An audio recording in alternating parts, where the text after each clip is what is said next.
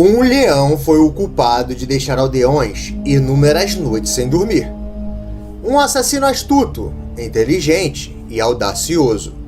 Matou diversas vítimas na escuridão da noite e até mesmo durante o dia. Uma besta descontrolada com uma fome insaciável.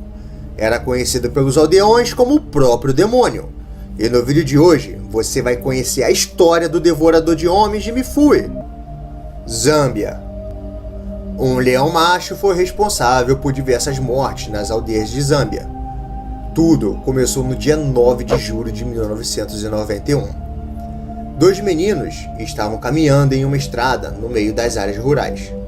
Eles voltavam da escola e, enquanto caminhavam, brincavam e se distraíam com tudo que viam pelo caminho. Com tantas distrações, os garotos não perceberam quão rápido estava passando a hora. Já era noite e eles ainda não haviam chegado em casa. Algo fez com que as crianças começassem a acelerar seus passos. Um grande leão estava os observando desde a metade do caminho, mas eles demoraram para perceber. Vendo que as crianças estavam querendo fugir, o leão decidiu atacar. O predador era o maior leão que aquelas crianças já tinham visto. O felino abocanhou o ombro de um deles e o arrastou para dentro da mata. Enquanto isso, o outro menino começou a correr desesperado, gritando e implorando por ajuda. Ele conseguiu chegar à aldeia e, eventualmente, soou o alarme. Todos se assustaram. Homens armados saíram em busca do menino que havia ficado para trás. Porém, infelizmente já era tarde demais. Ele havia desaparecido. No local do ataque, restou apenas alguns pedaços de roupas, fragmentos de sangue, ossos e carne. Daquele dia em diante, começaria o verdadeiro espetáculo de horror. Este foi apenas um de inúmeros ataques que estavam por vir. Dias depois, uma mulher foi surpreendida dentro de sua cabana. O predador adentrou sua casa derrubando a porta frágil, feita de materiais nada resistentes. O leão a arrastou para dentro da mata e a devorou. Daquela mulher havia sobrado apenas a sua cabeça e seus braços. Aquilo foi um lembrete macabro da pura maldade do leão. Eram ataques incansáveis. Os moradores mal conseguiam sentir o luto, pois logo outro aldeão aparecia morto. Na noite seguinte, um menino foi atacado e arrastado bem diante a um guarda florestal. O homem não pôde fazer nada, pois quando se deu conta do ataque, o felino já estava com o menino preso em sua mandíbula. O leão tinha um rugido extremamente forte e ensurdecedor.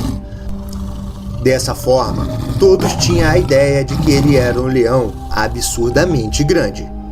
Os patrulheiros o descreveu com cerca de 3 metros de comprimento e 1,5 metros de altura, desde as patas até o ombro.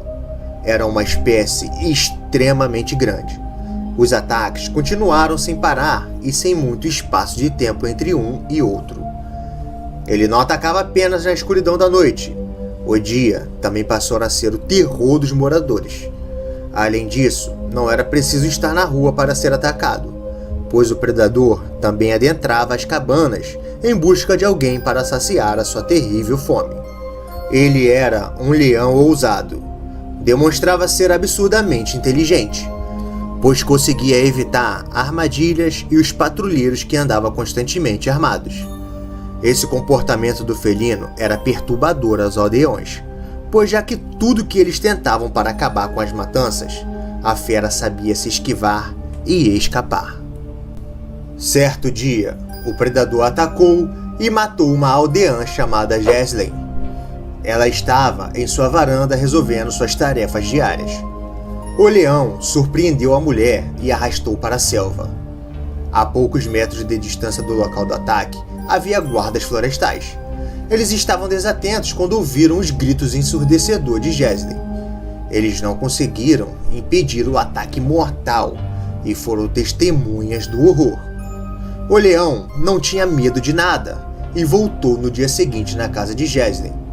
Ele entrou na cabana, pegou um saco de roupa suja, cujo estava infestado com o cheiro de Geslin. Caminhou até o centro da aldeia, onde havia um monte de pessoas assistindo, horrorizadas. Parado no centro da aldeia, o leão colocou o saco no chão, olhou para todos os moradores que estavam presentes ali e soltou um rugido assustador. Aquilo foi uma intimidação da parte do matador. Após isso, ele pegou o saco e foi embora para a selva. Daquele dia em diante, os moradores passaram a ver o leão sempre carregando consigo o saco. Às vezes, o predador era visto brincando com o saco, igual a um gato doméstico brincando com sua bola de pelo. Ele deixava a sacola apenas para caçar, mas sempre voltava para recuperá-la. Isso levou os moradores a acreditarem que a sacola foi amaldiçoada. Eles também acreditavam que o felino não era um leão comum, mas sim uma entidade demoníaca sobrenatural, um feiticeiro ou um xamã. Os nativos de muitas aldeias da África acreditam fortemente que espíritos malignos e xamãs têm o poder de assumir a forma de leões. É tão prevalente essa crença que as famílias dessas vítimas muitas vezes não contaram às autoridades a respeito dos ataques, porque acreditavam que foram visitados em retribuição por algo ou que eles ou seus parentes fizeram. Muitos deles, quando tinham algum parente morto por leões, consultavam um xamã ou um curandeiro da aldeia para tentar determinar se o ataque foi feito por um animal normal ou um espírito sobrenatural disfarçado. Essas crenças supersticiosas são tão levadas a sério que muitas das vezes os aldeões fazem justiça com as próprias mãos. Eles lincham aquele que pensam ser o mandante por trás dos ataques de leões. Esse matador passou a se chamar o Leão de Mifune. As pessoas passaram a viver com medo de tudo. Eles mal dormiam, pois nem mesmo dentro de casa estavam seguros, sabendo que o perigo está lá fora o tempo todo e que poderia atacar a qualquer momento, e todos passaram a se recusar a sair de casa, tanto de dia quanto de noite. E antes de continuar o vídeo, eu peço encarecidamente que você deixe seu like para estar dando uma força ao canal, pois é de extrema importância. E se você não é inscrito, te convido a se inscrever e virar um amigo do canal. Temos histórias incríveis e muitos vídeos para você maratonar. E desde já, agradeço por estar nos acompanhando até aqui. Valeu, galera! Um caçador chamado Adrian Kerr montou uma armadilha para tentar matar o leão. Ele teve um encontro bastante estranho com o predador e deixou seu relato. Ele veio logo depois da meia-noite, ou pelo menos foi quando eu tomei conhecimento pela primeira vez. Eu podia ouvir os seus passos circulando pela minha fortaleza de sacos de papel. Meus 2 rifles pesados, 3 lanternas e uma pistola era de pouco conforto. Ficou um pouco quieto, então eu o ouvi se alimentando da isca. Deixei que ele se acomodasse na alimentação por 20 minutos e depois coloquei a luz nele. Ainda tenho a imagem mental do animal de pé, nas patas traseiras, muito grande e alto. Eu estava pronto para atirar, mas no instante em que a luz o atingiu, ele caiu e foi embora. Adrian foi incapaz de matar o leão, e o predador continuou com sua matança. Com o passar do tempo, o matador conseguiu desviar-se de armadilhas, venenos e inúmeras tentativas de execuções dos caçadores e de patrulhas de guardas florestais. Ele era um assassino extremamente astuto. Muitas vezes pareceu rugir desafiadoramente para os homens armados, como se estivesse provocando e brincando com o psicológico deles. Devido ao aumento de números de mortos, um californiano chamado Werner Rosek foi chamado em agosto do mesmo ano para tentar impedir o reino infernal do leão. Ele começou conversando com os aldeões para ter uma ideia dos hábitos e formas de ataque do matador. Ele aprendeu tudo sobre seu amado saco de roupa suja. Essa informação foi de extrema ajuda em sua caçada. Ele teve a sorte de se deparar com o saco em um leito de rio seco. Rosek escreveu exatamente tudo em seu diário e relatou as seguintes palavras: mesmo com os calaus descansando no leito do rio, pareciam estar dando um amplo espaço para o saco. Rozek interpretou isso como um sinal de que o predador estava por perto e pôs seu plano em ação. Ele construiu uma cerca e colocou uma isca ao redor da área do saco. Nos dias que se passaram, ele trocaria de lugar várias vezes, mas não obteve sorte. Ele viu que o leão era inteligente e que muitas vezes estava esperando a hora certa de morder a isca. Isso sempre acontecia quando o caçador se movia, e eventualmente recuperando seu saco. O leão de Milf era esperto, sempre evitava as iscas e evitava ser atingido pelos rifles, como se estivesse fazendo o caçador de tolo. Rozek levava consigo sua câmera, e sempre que tentava tirar fotos das pegadas do leão, a câmera simplesmente não funcionava. Nessas horas, ele parava e pensava sobre o que os aldeões haviam contado, e começou a se perguntar se a fera era realmente dominada por entidades ou algo sobrenatural. Noites após, ele esperava pela aparição do matador, mas o leão circulava zombando do caçador sem ser visto. O caçador estava sendo vencido pelo cansaço. Em seu diário, ele escreveu: "Sabíamos que ele poderia nos ver a qualquer momento, seja em sua área de caça ou retornando ao acampamento a vários quilômetros de distância. Era como se um espírito estivesse por perto nos observando continuamente. Com isso, sentimos que havíamos conhecido esse leão de uma maneira muito estranha e peculiar. Estávamos todos perto da exaustão. Dormir estava fora de questão. Era simplesmente inútil tentar. Eu vim para caçar, e foi exatamente esse fato que talvez nos agarramos e agimos para nos convencer de que ele não estava controlando nossas vidas." Em um certo momento, Rozek percebeu que o leão estava impaciente mudando de lugar. Isso lhe deu uma ideia. Ele decidiu fingir que estava mudando de lugar para que o predador baixasse a sua guarda. O caçador construiu uma cortina, deixou a isca e depois se posicionou nas proximidades. E isso funcionou, pois logo o leão foi visto se aproximando da isca deixada. Rozek relatou dessa abordagem o seguinte: "Do meu ponto de vista do movimento do corpo do leão, por trás da cobertura do tronco da árvore, ele não estava andando calmamente, como eu tinha visto muitos outros leões andarem sem serem perturbados. Ele estava andando rápido, quase trotando. Alcançando a árvore, ele então saiu de trás dela, à nossa esquerda, e eu o vi pela primeira vez. Ele era enorme. Ele trotou, passando pela isca, e virou o rosto para o cego e rosnou. Ele sabia que estávamos lá, e como havia previsto com precisão, ele estava se movendo e ganhando velocidade. Nunca o veríamos parado, pelo menos não vivo." O caçador então acertou um tiro atrás do ombro esquerdo do felino. Ele caiu no chão na mesma hora. O matador de homens de Mifune finalmente estava morto. Um exame foi feito no cadáver e mostrou o quanto ele era grande. Era um leão macho completamente saudável e em boa forma física. Algo extremamente estranho. Geralmente, um leão começa a se alimentar de humanos quando passa a ter alguma deficiência física. Então, o que fez aquele felino se tornar um matador de humanos? Foi essa pergunta que todos se fizeram. Rozek registrou sua experiência surreal de ter finalmente matado o autor de tantas mortes. "Finalmente olhei com cautela para o devorador de homens de Mifune. Ele ficou deitado quase como se estivesse dormindo. Mesmo assim, não consegui me aproximar dele e permaneci a 25 pés de distância. Levei 30 minutos ou mais antes de conseguir subir por trás e tocar o predador. Após tudo ter acabado, os moradores começaram a celebrar, batendo e cuspindo na carcaça do matador. Os xamãs fizeram rituais sobre ele para se certificar de que seus poderes sobrenaturais fossem banidos.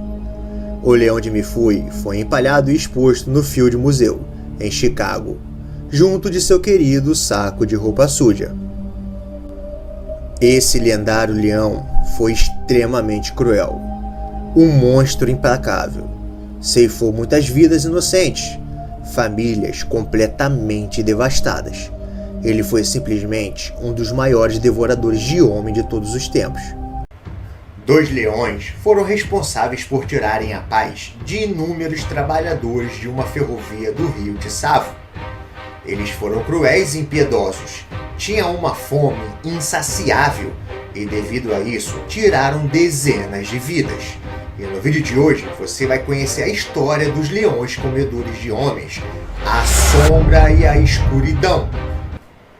Os leões de Tsavo, também conhecido como o fantasma e a escuridão, são famosos pelo seu terrível reinado de terror em Tsavo, no Quênia, durante a construção da ferrovia de Uganda no final do século XIX.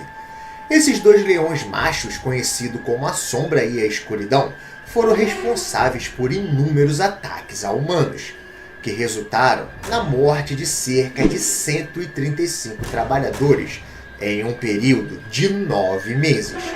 A construção da ferrovia de Uganda começou em 1896 e visava conectar o porto queniano de Mombasa com Uganda. O projeto enfrentou muitos desafios, incluindo condições adversas, doenças e ataques de animais selvagens. No entanto, nenhum foi tão implacável e brutal quanto os ataques dos lendários leões comedores de gente. O primeiro incidente registrado envolvendo os leões ocorreu em março de 1898, quando uma equipe de trabalhadores indianos montou um acampamento perto do rio Tsavo. Os leões, identificados por sua aparência sem juba, começaram a atacar os trabalhadores, arrancando-os de suas barracas à noite. Os leões exibiram astúcia e inteligência excepcionais, aparentemente sem medo das fogueiras e tiros que normalmente dispersam outros predadores. À medida que os ataques persistiam, o pânico e o medo se espalhavam entre os trabalhadores. Apesar dos esforços para se protegerem, os leões continuaram a fazerem vítimas, muitas vezes arrastando-os para a noite, sem deixar vestígios. Os trabalhadores chamaram os leões de a sombra e a escuridão, devido à sua presença indescritível e indutora de medo. O segundo ataque ocorreu cerca de uma semana depois. O fato de ter se passado dias fez com que os trabalhadores pensassem que os leões não atacariam mais, e que o primeiro ataque havia ocorrido por falta de segurança no acampamento. Porém, infelizmente eles estavam enganados. Foi mais um dia longo de trabalho no sol ardente. Ao cair da noite, os trabalhadores se acomodaram em suas tendas. Eles haviam colocado homens para vigiar e atirar em qualquer animal que se aproximasse. Confiantes nisso, eles ficaram inconscientes do perigo que espreitava no deserto ao redor. De repente, o silêncio da noite foi quebrado por gritos horripilantes e sons de caos. Um dos leões cravou as suas garras e presas em um dos homens que fazia segurança. Dessa forma, a passagem ficou livre para o segundo leão entrar e fazer o seu estrago. O pânico se espalhou pelo acampamento enquanto os 2 leões rondavam entre as tendas atacando qualquer um que tivesse a infelicidade de cruzar o seu caminho. Os trabalhadores lutaram desesperadamente, empunhando paus, pedras e qualquer coisa que pudesse encontrar como armas improvisadas. Mas os leões eram implacáveis, atacando com velocidade e precisão surpreendente. Eles disparavam para dentro e para fora do acampamento, arrastando as suas vítimas para a escuridão antes de desaparecer na noite. Em apenas uma noite, vários homens ficaram feridos e outros foram levados e devorados, pois no caos, alguns conseguiram escapar das garras dos leões, enquanto outros tiveram um destino terrível. O ataque durou várias horas, deixando para trás uma cena de horror e devastação. Os feridos foram atendidos e os sobreviventes relataram a provação terrível que sofreram. A notícia dos devoradores de homens de Tsavo se espalhou rapidamente, e muitos passaram a acreditar que os animais estavam possuídos por espíritos malignos, ou sendo teleguiados por algum feiticeiro local em busca de vingança. Os ataques passaram a ser rotineiros, e todas as vezes que eles atacavam, deixavam vários feridos, e matavam pelo menos uma ou duas pessoas. Muitos dos trabalhadores resolveram abandonar a obra, pois temiam por suas vidas. Logo, um caçador foi chamado para tentar resolver a situação e acabar de uma vez por todas com um reinado de terror dos leões. Foi então que o coronel John Henry Patterson entrou em ação. Ele era o engenheiro que supervisionava a construção e encarregou-se de lidar com os devoradores de homem. Patterson era um caçador experiente e já havia encontrado animais perigosos antes, mas esses leões representavam um desafio único, pois eram diferentes dos animais que ele já havia lidado. Os leões de Tsavo eram extremamente inteligentes e conseguiam passar por todas as armadilhas que os próprios trabalhadores haviam feitos e deixados ao redor do acampamento para mantê-los longe. John sabia que abater aqueles animais não seria fácil. A natureza elusiva e as táticas astutas dos leões testaram suas habilidades e determinação. Patterson desenvolveu várias estratégias para prender e matar os leões, incluindo a construção de barricadas, cavar trincheiras e armar armadilhas com iscas. No entanto, os leões se mostraram incrivelmente evasivos, evitando habilmente todas essas medidas. Patterson e sua equipe enfrentaram vários encontros próximos com os leões, escapando por pouco da morte. Porém, sempre alguém saía ferido dos encontros. Finalmente, em 9 de dezembro de 1898, Patterson conseguiu atirar e matar o primeiro leão. O felino abatido era a Sombra. A besta media mais de 9 pés de comprimento e pesava quase 500 libras. Todos respiraram aliviados quando viram um leão no chão. Porém, eles não poderiam baixar a guarda, pois a escuridão ainda estava solto, e mesmo sozinho poderia causar grandes danos. A caçada ao segundo leão continuou por mais algumas semanas. Patterson empregou um rastreador habilidoso chamado Abdallah para ajudá-lo a localizar o indescritível predador. Em 29 de dezembro de 1898, Patterson finalmente matou com sucesso o segundo leão, marcando o fim de seu reinado de terror. Os corpos dos leões foram preservados e, eventualmente, enviados para o Chicago Field Museum, onde foram montados para a exibição. Sua reputação ameaçadora se espalhou globalmente e sua história se tornou tema de livros, filmes e lendas. As razões exatas por trás do comportamento anormal dos leões permanecem um assunto de debate. Algumas teorias sugerem uma combinação de fatores, como a escassez de presas naturais, lesões ou problemas dentários podem terem levado-os a atingir os humanos. Outros acreditam que as atividades de construção e a presença de um grande número de trabalhadores pode ter perturbado seu habitat natural, levando-os a ver os humanos como uma fonte de alimento prontamente disponível. Independente das razões, os leões de Tsavo deixaram uma marca inesquecível na história, representando um dos episódios mais infames e aterrorizantes envolvendo leões comedores de gente. A história deles serve como testemunho da resiliência do espírito humano e no profundo impacto que a vida selvagem pode ter nos empreendimentos humanos. Finalmente, os homens puderam voltar ao trabalho. Com a remoção da ameaça representada pelos leões de Tsavo, a construção da ferrovia pôde prosseguir de maneira mais tranquila e eficiente. A data exata da conclusão da ferrovia em Tsavo não é especificada, mas todo o projeto da ferrovia de Uganda, ligando Mombasa e Uganda, foi concluído em 1901.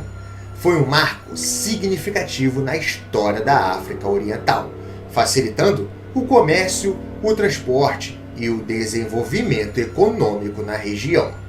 A história desses leões foram realmente impressionantes Eu imagino o tamanho do desespero que as pessoas daquela época viveu. Mas e você? Diga pra mim nos comentários se você já tinha ouvido falar nesses terríveis leões. Leões são um dos predadores mais perigosos do mundo. E quando eles decidem que a carne humana é a melhor opção para se alimentar, dificilmente conseguimos fazê-los mudar de ideia. Isso é praticamente impossível, e a única alternativa, infelizmente, é sacrificá-lo. Mas hoje em dia, o ser humano consegue lidar com isso com mais facilidade. Já antigamente, no ano de 1930, não tinha muito o que fazer. O leão te atacava e você definitivamente não via mais a luz do dia. E no vídeo de hoje você vai conhecer a história dos leões de Njombe, os comedores de homens que mataram mais de 1.500 pessoas. A ideia de ter um leão à solta matando e devorando pessoas assusta qualquer um, mas eu posso te afirmar que existe algo mais assustador do que isso. Eu quero que você deixe nos comentários a primeira coisa que vai vir na sua cabeça após o que eu vou te falar. Imagine você vivendo na África em uma aldeia, e de repente um escândalo se espalha como chamas em todas as aldeias. Os boatos dizem que na área circula não apenas mas um grupo de leões atacando e devorando pessoas. As pessoas que vivem em situações de pobreza moram bem ao lado dos seres que podem surpreendê-los a qualquer momento. O que fazer em uma situação como essa? Se você é uma criança ou uma mulher, passa a ter que viver sem sair de casa, pois se você ficar aos olhos dos comedores de humanos, você vai ser a presa deles, e não há nada que você possa fazer para evitar isso. Pois uma vez que você cruza com eles, você nunca mais verá a luz do dia ou da noite novamente. Foi nesse estado de horror que os aldeões da Tanzânia viveram no ano de 1932 até o ano de 1947. O mais intrigante dessa história foi que a própria raça humana causou essa infame catástrofe. Tudo começou quando um vírus começou a se espalhar nos gados locais. Com isso, muitos animais foram morrendo. Esses animais eram gados valiosos e eram o sustento de muitas famílias. Então, como sobreviver se você não tem gado para vender? Bom, isso começou a tirar a paz de muitos fazendeiros e agricultores. Logo, eles descobriram que o vírus estava vindo dos animais selvagens. Animais que muitas vezes dividiam o mesmo pasto com os gados. E foi dessa forma que o vírus se espalhou. O governo, então, tomou a decisão de abater os animais que hospedavam esses vírus. Esses animais eram zebras, gnus e os antílopes, animais que eram alvos dos leões locais. Essas presas dão trabalho aos predadores quando estão sendo caçadas. Isso porque elas são bastante ágeis. Os leões até ficaram quietos nos primeiros dias, mas logo começaram a ser incomodados por algo que nenhum ser vivo aguenta sentir: a fome. Eles caçaram, porém suas presas não foram encontradas. O governo dizimou todas elas. Eles espalharam-se por toda a Zâmbia até encontrarem algo para comer. Essa procura implacável fez com que 3 deles avistassem uma mulher caminhando em uma trilha feita na vegetação rasteira.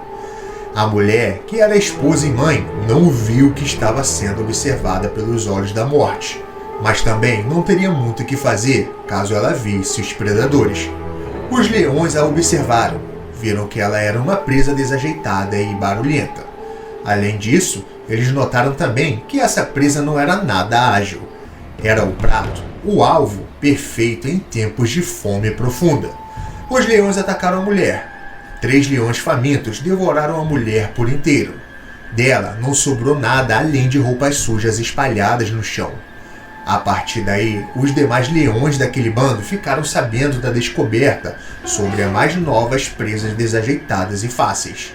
Logo, todo o bando se locomoveram para aquelas terras para dar início a um grande e terrível reinado de pura carnificina.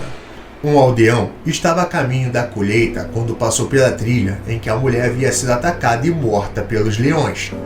Uma mulher estava sumida há alguns dias na mesma aldeia em que aquele homem morava. E quando ele viu as roupas rasgadas no chão e vestígios de sangue e carne, na mesma hora veio a mulher desaparecida em sua mente. Ele só não conseguia imaginar o que poderia ter acontecido, pois até então nenhum ataque de leão havia acontecido por ali. Ele voltou imediatamente na aldeia e comunicou a todos o que havia descoberto. Familiares da mulher desaparecida e alguns curiosos foram até o local do ataque e, quando eles chegaram lá, reconheceram algumas peças de roupas no chão. Tendo em mente a certeza de que aquela era a mulher desaparecida, todos voltaram para a aldeia e acionaram o médico local. Vale lembrar que naquela época o lugar era pobre e o médico deles era como se fosse um curandeiro. Ele examinou a cena de horror e teve a ideia de que poderia ser um ataque de leão. Ao voltarem para a aldeia, o médico local logo se convenceu de que aquilo poderia ter sido obras obscuras como seres de outro mundo. Meses foram passando e mais ataques foram acontecendo. Os moradores da região sabiam que o certo era permanecer em casa, mas eles tinham que sair da aldeia para buscar água e colher alimentos. Ou eles morriam de fome ou eram devorados pelos predadores. Homens armados com lança foram colocados de vigia em toda a aldeia. Eles ficavam de vigia de dia e de noite. Mesmo estando de guarda, tinha coisas que eles não conseguiam evitar, como por exemplo, crianças cansadas de ficar em casa.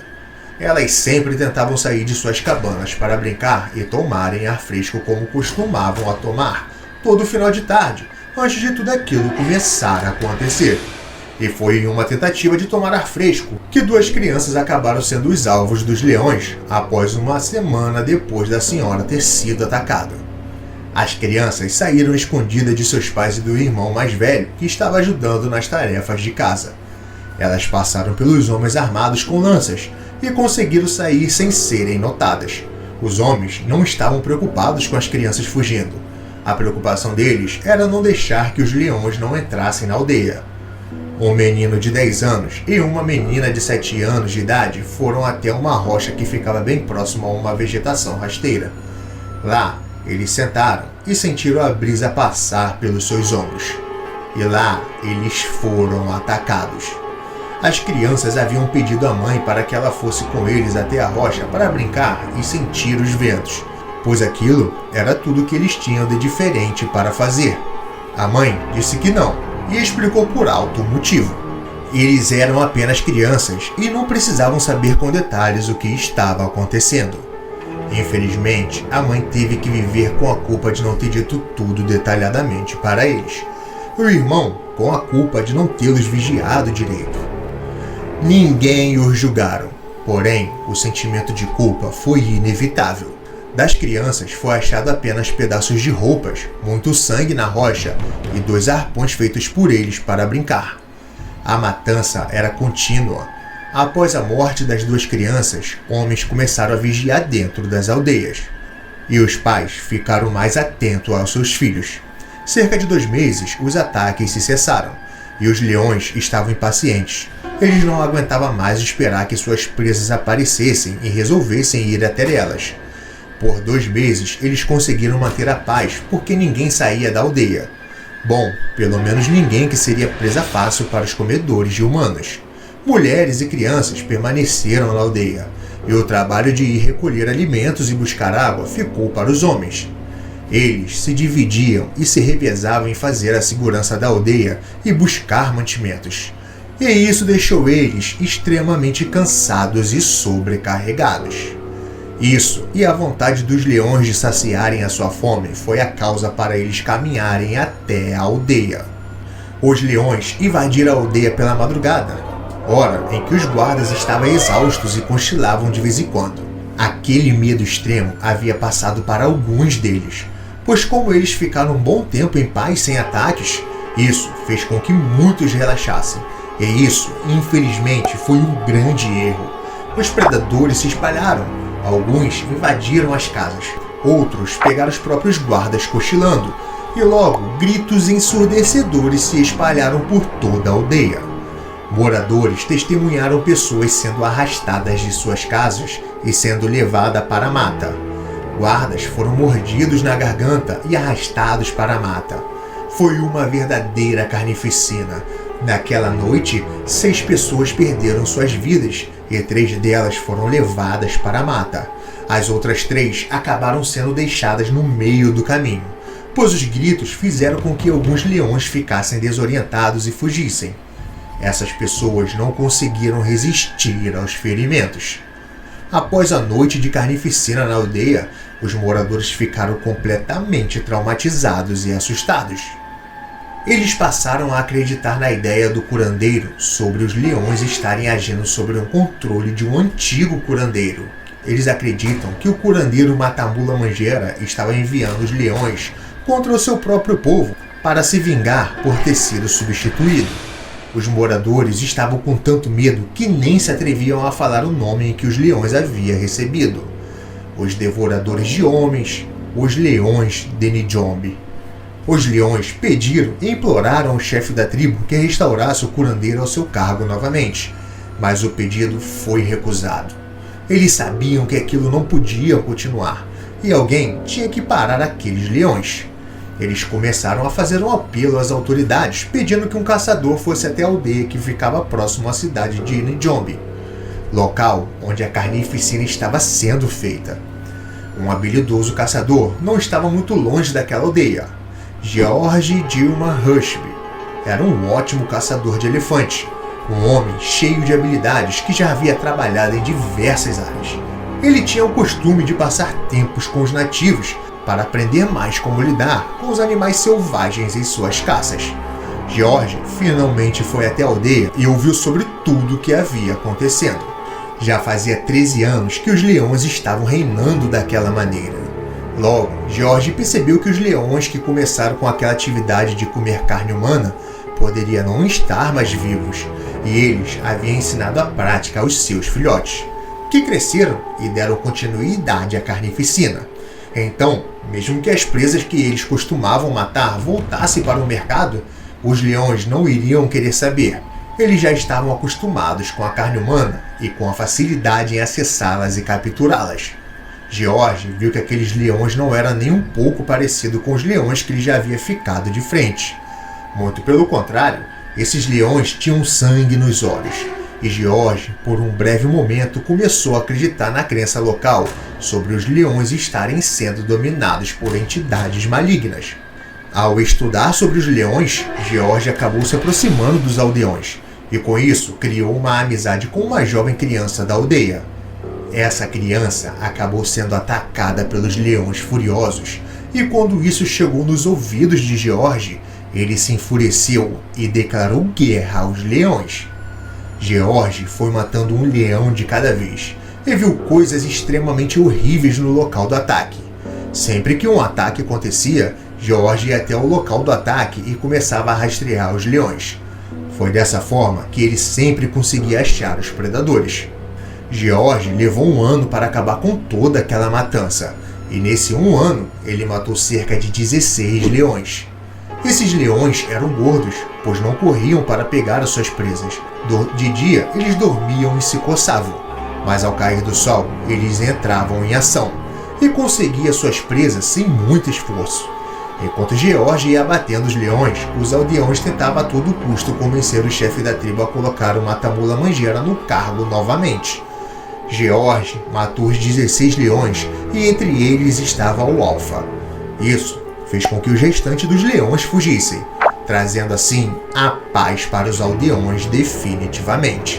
Porém, nesse mesmo tempo, o chefe da aldeia permitiu que Matamula Manjera voltasse ao seu antigo cargo, e isso fez com que muitos aldeões acreditassem que a matança havia acabado por causa disso. Foram 13 anos vivendo em constante medo, e nesses anos mais de 1.500 pessoas foram mortas. Mas estima-se que o número é bem maior, e que tem uma grande chance dos leões terem devorado cerca de 2.000 pessoas. Bom, eu sinceramente acredito que a decisão do governo foi a grande causa de tudo isso ter acontecido, e os leões agiram apenas por instinto, fazendo de tudo para sobreviver. Isso, infelizmente, resultou na perda de muitas vidas. Bom, você acha que tudo foi solucionado porque o Matamula Manjera retornou ao seu cargo antigo na aldeia? Ou acha que foi o total mérito do caçador George? Bom, eu gostaria muito de saber a sua opinião aqui nos comentários. E se você quiser conhecer a história dos leões mais poderosos, imponentes e incríveis que já existiram no nosso planeta, clique nessa playlist aqui ao lado para você maratonar e assisti-los o quanto quiser. Muito, mas muito obrigado por assistir. E até a próxima, galera. Fui.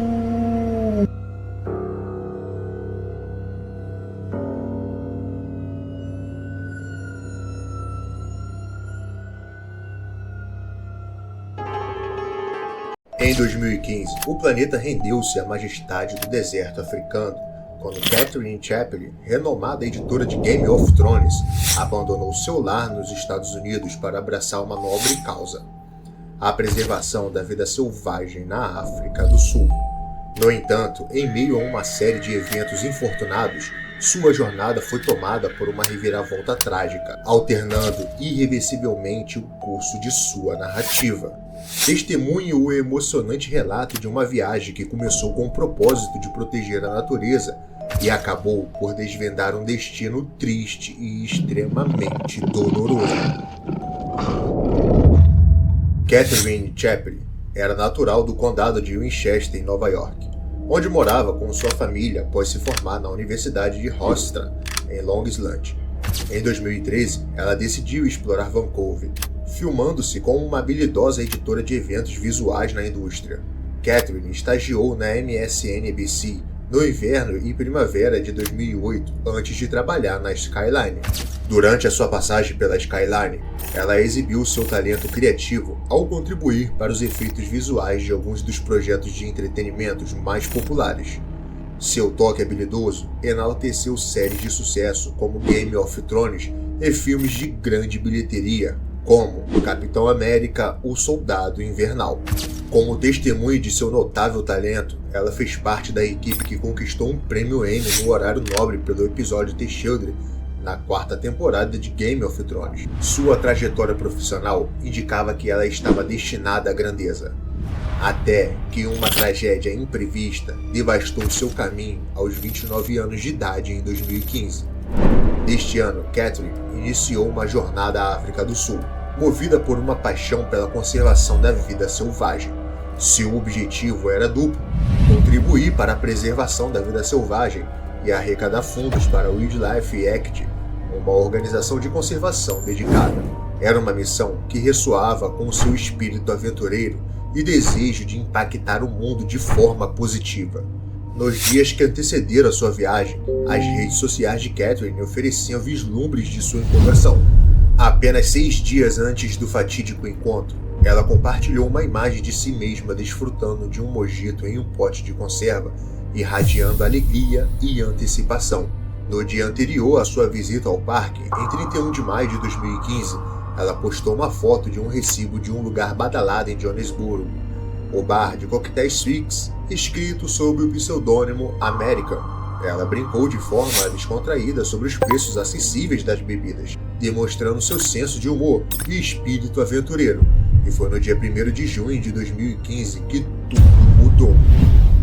A expedição de Catherine a levou até o Leon Parks, em Joanesburgo, acompanhada por um guia turístico da Calabres Tours. Ela embarcou em uma aventura que ficaria eternamente marcada na memória. Mal sabia ela que o encontro com a natureza resultaria em uma tragédia que abalaria sua família, amigos e o mundo. Enquanto Catherine iniciava sua jornada no parque, o palco estava armado para um encontro com a vida selvagem que mudaria o curso de sua vida. Com seu guia ao lado, ela começou a viagem para vivenciar a majestade do acampamento de leões, atraída pelo encanto de capturar um momento cheio de magnificência selvagem. Ela abriu sua janela para tirar uma foto, uma decisão aparentemente inofensiva, mas que desencadearia uma série de eventos devastadores. Em uma reviravolta imprevista e trágica, um leão aproveitou a oportunidade que a janela aberta proporcionava. Com um movimento súbito e ágil, a majestosa criatura avançou e atacou Catherine, causando ferimentos fatais. A consequência do encontro deixou um rastro de tristeza impossível de reparar. A família de Catherine foi mergulhada em tristeza quando a notícia do incidente chegaram a eles. Seu namorado Grayson compartilhou um momento choroso e mais um misto de emoções, relembrando suas premonições. Ele havia alertado Catherine sobre os desafios de sua empreitada, insistindo em lembrá-la que ela era apenas uma garota da cidade e a pediu para agir com cautela naquele território desconhecido. Será que o que aconteceu com Catherine foi culpa do parque por não orientar os seus visitantes sobre os cuidados que devem ser tomados? Por sorte, uma pessoa foi testemunha do ataque e foi gentil bastante contando tudo o que viu mais tarde. Muitas pessoas conseguiram respostas sobre se realmente houveram culpados com tudo que a testemunha contou. Essa testemunha relatou o quão corajoso foi o guia que acompanhava Catherine. O guia, chamado Poitier, exibiu uma coragem imensa em seus esforços para protegê-la, arriscando a sua própria segurança para enfrentar a leoa em uma tentativa valente de salvar a vida de Catherine. No entanto, apesar da bravura demonstrada pelo guia, o encontro terminou em tragédia. A jornada de Catherine foi tragicamente interrompida e sua promissora carreira e potencial ilimitado foram extintos instantaneamente. As consequências do trágico incidente no Leon Park provocou uma onda de indignação e escrutínio público, à medida que surgiram perguntas sobre as circunstâncias que levaram à morte prematura de Catherine. Em meio ao luto e à tristeza, as ações e respostas daqueles envolvidos tornaram-se o foco de um intenso debate e análise. À medida em que as notícias do incidente se espalhavam, a autoridade do Leon's Park se manifestou para defender as práticas e regulamentações do parque. Sua afirmação era clara: os visitantes eram instruídos consistentemente a manter as suas janelas fechadas dentro do parque. Nas instalações do parque, essa regra fundamental foi criada para garantir a segurança tanto dos visitantes quanto dos animais que vagavam livremente. No entanto, o incidente desencadeou uma tempestade de indignação pública, amplificada pelo fato de que Catherine não era uma visitante comum. Sua associação com a indústria do entretenimento, especialmente suas contribuições para os projetos como Game of Thrones e Capitão América, conferiu a ela um certo status de celebridade. Muito se perguntava como uma tragédia como essa poderia acontecer com uma pessoa de sua estatura, especialmente quando ela estava acompanhada por um guia durante a sua visita ao Leon's Park. Enquanto sobre o escrutínio, o Parque de Leões manteve sua posição, reiterando firmemente a importância de seguir as regras para proteger a vida de todos. A administração do parque insistiu que os visitantes foram explicitamente instruídos a manter suas janelas fechadas, independente das circunstâncias. Além disso, destacaram que a assistência imediata foi buscada após o ataque, com paramédicos chegando prontamente ao local. Ben Goldweder é o nome de um homem que testemunhou todo o encontro da jovem com a leoa. Ele narrou que a leoa ficou de pé nas patas traseiras, equilibrando-se no veículo, e então avançou subitamente, agarrando a senhorita Catherine pela janela. Ele acrescentou que viu o guia mergulhando no banco do passageiro, golpeando a leoa. Segundo Ben, a leoa recuou do carro com o sangue escorrendo de sua boca. Mas o horror ainda não havia terminado. O animal realizou um segundo e ainda mais devastador ataque. E com esse ataque, o rosto de Catherine foi despedaçado. O lado direito de seu peito estava desaparecido com a metade de seu ombro na boca da leoa. Ele testemunhou esse ataque enquanto estava sentado em um carro atrás do veículo de Catherine. Ele tirou uma foto da leoa quando ela pulou na janela de Catherine, sem perceber o que aconteceria em seguida. O guia mostrou bravura além da medida, mas o preço em sua saúde foi imenso. O estresse, a violência e a adrenalina culminaram em um ataque cardíaco que o ligaria para sempre aos eventos que se desenrolaram. Hospitalizado, ele refletiu sobre o que considerou ser a pior experiência de sua vida, testemunhando o impacto indeleável daquele dia fatídico. Sabemos o quanto animais selvagens podem ser perigosos, mas infelizmente existem pessoas que acreditam firmemente de que de alguma forma pode conseguir domesticar ou treinar um animal selvagem. E devido a isso, inúmeros acidentes fatais acontecem, e além das pessoas morrerem, os animais acabam pagando com a vida pelo erro dos homens. E no vídeo de hoje vamos conhecer 2 casos de pessoas que ignoraram o perigo que é viver ao lado de um leão. Fique comigo até o final desse vídeo que você vai se surpreender. Então já vai deixando o seu like e se inscrevendo para estar fortalecendo o canal do amigo. O meu nome é Rodrigo e esse é o canal Jove Animals Wild. Esse caso trata-se de uma pessoa que criou um sentimento muito forte por um leão, e isso quase custou a sua vida. Theo era um manipulador de leões. Ele trabalhou durante anos no Parque Wildlife na África do Sul. Depois de anos trabalhando no parque, Theo foi escolhido para tratar e cuidar de um leão que se chamava Júnior. Júnior nasceu com mais 2 irmãos que acabaram morrendo devido a uma doença. Ele havia sido o único filhote que conseguiu sobreviver. Isso fez com que a gestão do parque tirasse ele da vida livre e colocasse ele em um recinto para ser observado. Criar o filhote não foi fácil, porém, Theo conseguiu e aproveitou cada momento com Júnior. Júnior era brincalhão e energético quando era filhote, e às vezes Theo não conseguia acompanhá-lo. Porém, ao mesmo tempo, Júnior se tornava um filhote amoroso e carinhoso, fazendo dele um leão muito especial para Theo.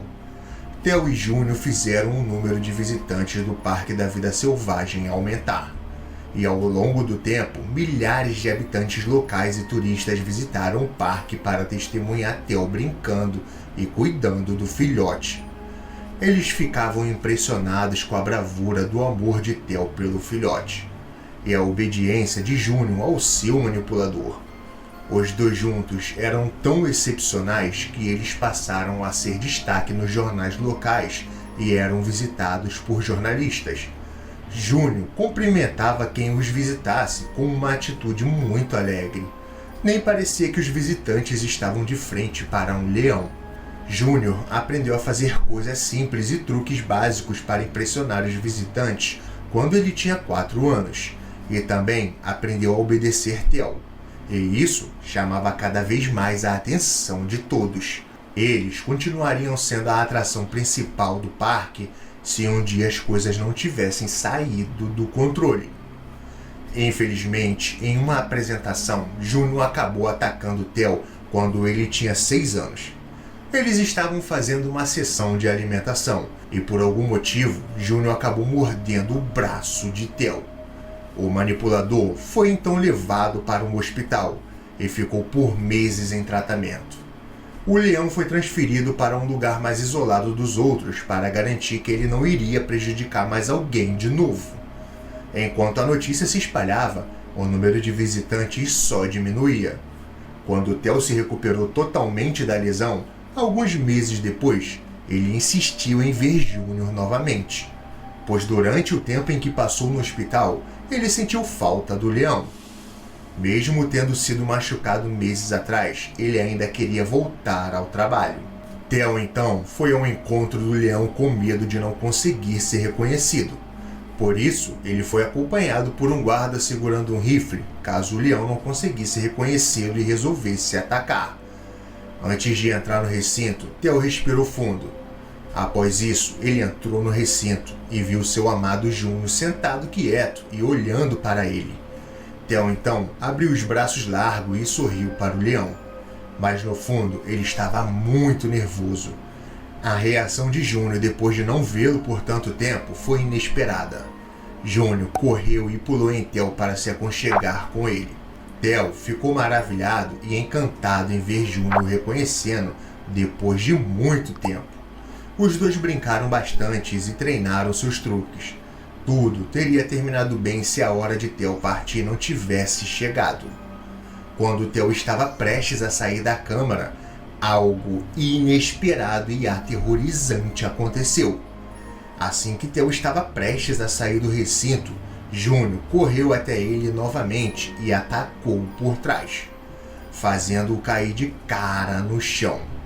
Primeiro, Theo começou a ficar irritado, mas tentou manter a calma. Então, ele deitou-se de costas e tentou empurrar o leão. Nessa hora, Júnior de repente reagiu ao sentir-se ameaçado pelo gesto de Theo. Ele começou a dar patadas em seu manipulador e mordê-lo na cabeça, fazendo Theo gritar de dor. O guarda que o acompanhava pediu reforços imediatamente antes de apontar o seu rifle para Júnior. Theo ainda tentou chamar Júnior pelo nome em uma tentativa de fazê-lo lembrar quem era ele. Porém, o leão já não se importava mais. Júnior estava atacando e dando patadas no rosto, nos ombros, nos braços e nas partes superior do corpo de Theo. Theo gritava por socorro e olhava para o guarda, dizendo a ele para atirarem Júnior o mais rápido possível. O guarda hesitou até que os outros manipuladores chegassem. Os homens que foram até o recinto para ajudar ficaram horrorizados com a situação. O guarda sabia do lance em que Theo e Júnior tiveram desde que ele era um filhote, e estava em silêncio, pensando se deveria atirar no leão ou se deveria arriscar sua vida para salvar Theo da fúria do felino com as suas próprias mãos. Theo gritou com ele e disse para ele atirar de uma vez no leão.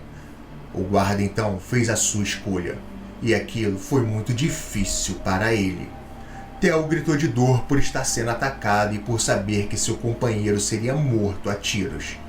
Um tiro foi dado e Júnior desmaiou sem vida em cima dele. Os outros manipuladores de fora correram para ajudar Theo, que estava gravemente ferido. Eles o carregaram para fora, deixando Júnior dentro de seu recinto sem vida. Theo foi levado para um hospital. Todos eles choraram ao perceber que o leão que eles viam como um animal amoroso tinha sido morto. Theo teve que passar novamente meses no hospital para se recuperar do ataque severo em que ele sofreu. Ele sobreviveu milagrosamente ao ataque. Theo ficou extremamente abalado com o que aconteceu, mas infelizmente foi ele que procurou isso. Ele não deveria ter ido ao encontro do leão novamente, e graças a esse erro, Júnior teve que ser sacrificado. Bom, eu gostaria muito de saber a sua opinião sobre esse primeiro caso. Quem você acha que estava errado nessa história? Diga aqui nos comentários, pois a sua opinião é muito importante para mim.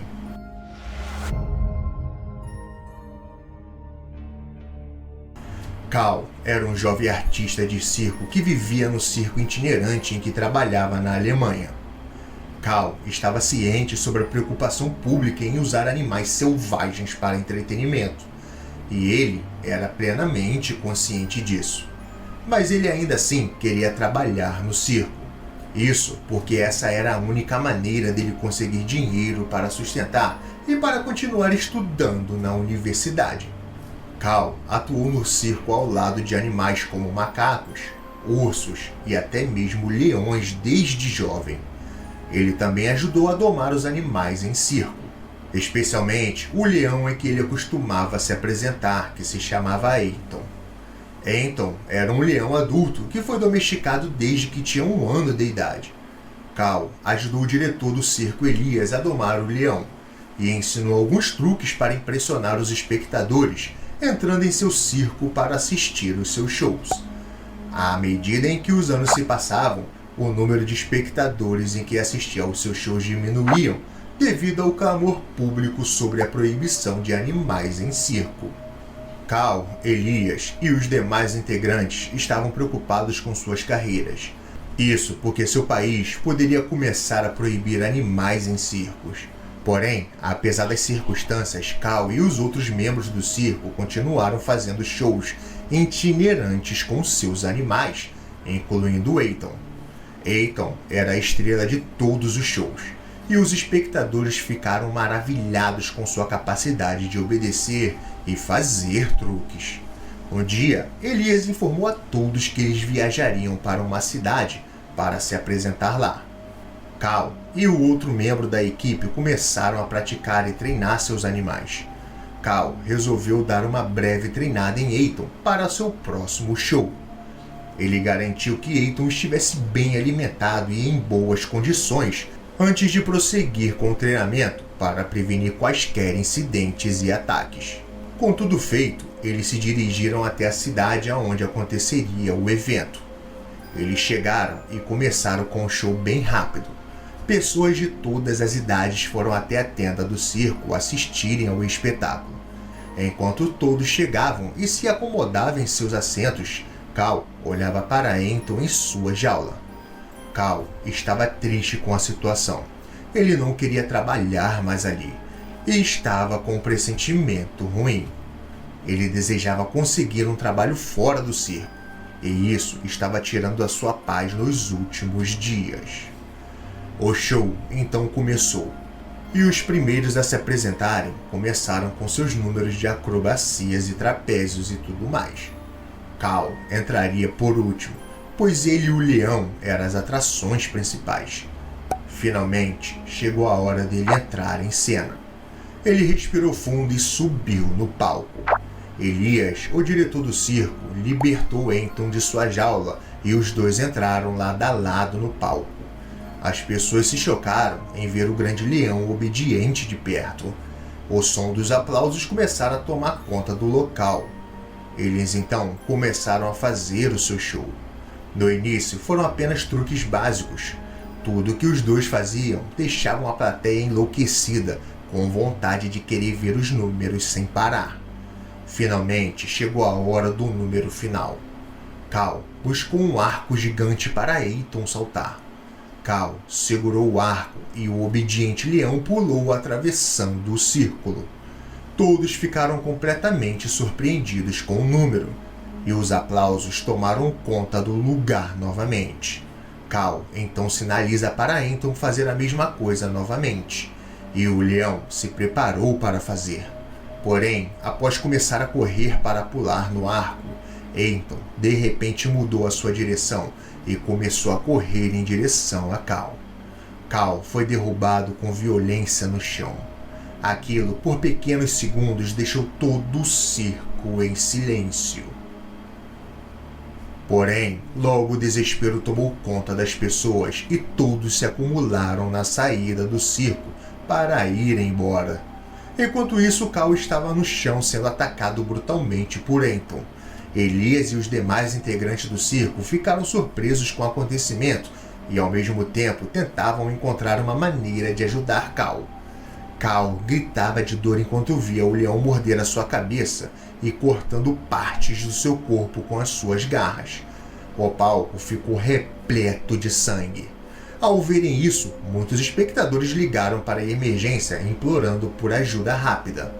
Elias pegou um chicote e começou a bater em Anton, mas isso não adiantou de nada no início. Elias insistiu nas chicotadas, só que começou a dar com mais força. Nesse momento, o predador estava mordendo o peito de Cal, deixando ele gravemente ferido. Elias investiu a sua última chicotada com mais força, e só assim o leão largou Cal e entrou em sua jaula. A ambulância chegou rapidamente devido aos esforços dos espectadores. Cal foi levado para o hospital. Elias e os demais membros ajudaram a levá-lo, pois Cal estava muito machucado. Ele estava inconsciente após o acidente. Todos os animais do circo foram levados para um santuário. Cal e Elias ganharam novos empregos e os demais funcionários continuaram a trabalhar no circo sem nenhum animal selvagem.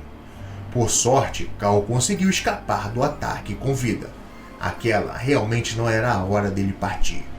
Infelizmente, casos como esses são mais comuns do que imaginamos. Isso porque o ser humano quer de todas as maneiras intervir na vida desses animais. Eles ficam estressados, pois são obrigados a fazerem coisas que não querem. São maltratados e por isso, uma hora eles acabam explodindo. Essas explosões causam grandes consequências. Pessoas acabam morrendo e os animais também. Infelizmente, isso não está nem perto de acabar, pois a cada dia que se passa, o ser humano entra mais e mais no cotidiano desses animais. Essas histórias foram tristes demais. Esses caras tiveram sorte de sobreviver, pois na maioria das vezes as vítimas sempre morrem. Conte para mim aqui nos comentários a sua opinião a respeito dos casos e diga para mim se você é contra ou a favor de espetáculos com animais. Não deixe de se inscrever e de deixar o seu like para fortalecer o canal do amigo. Muito, mas muito obrigado por assistir e até a próxima, galera. Fui!